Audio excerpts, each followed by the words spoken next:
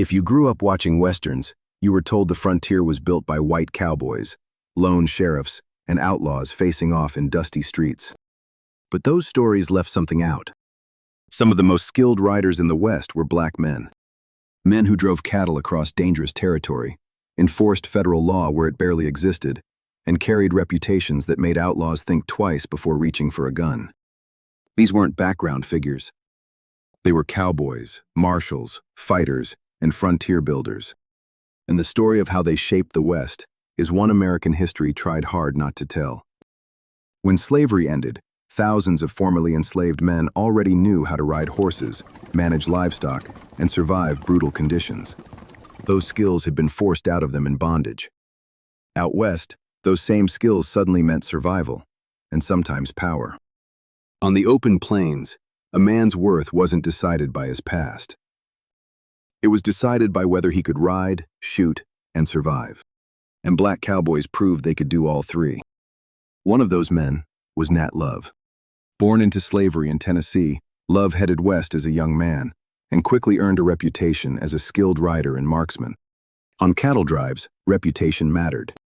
You were often hundreds of miles from help, surrounded by men who had to trust you with their lives. Love became known as someone who could handle himself, whether managing herds, riding hard terrain, or competing in frontier contests of skill. He later wrote his own autobiography, leaving proof that black men weren't just present in the West. They were shaping its culture from inside it. Then there was Bass Reeves.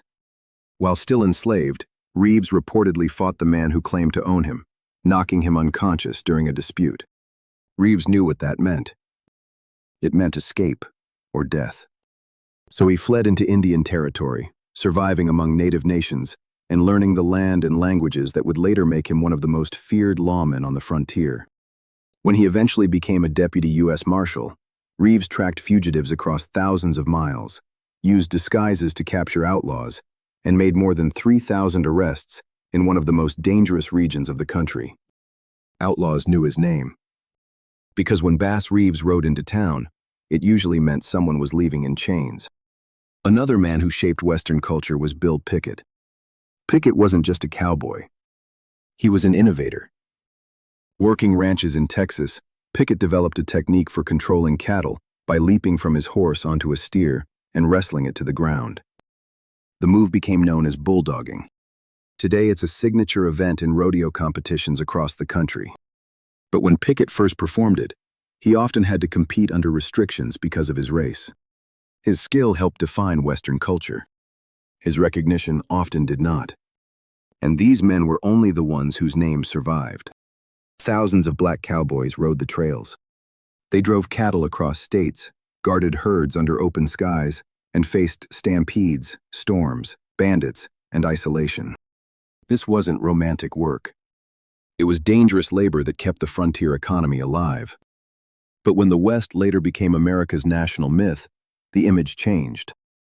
The frontier turned into a story about lone white heroes. And many of the men who actually built that world were pushed out of the frame. Not because they weren't there, but because their presence complicated the story the nation wanted to tell. The American West wasn't built by a single image. It was built by many hands. And some of the most respected riders on that frontier were black men who rode armed, respected, and unafraid across a land that depended on them more than it ever admitted.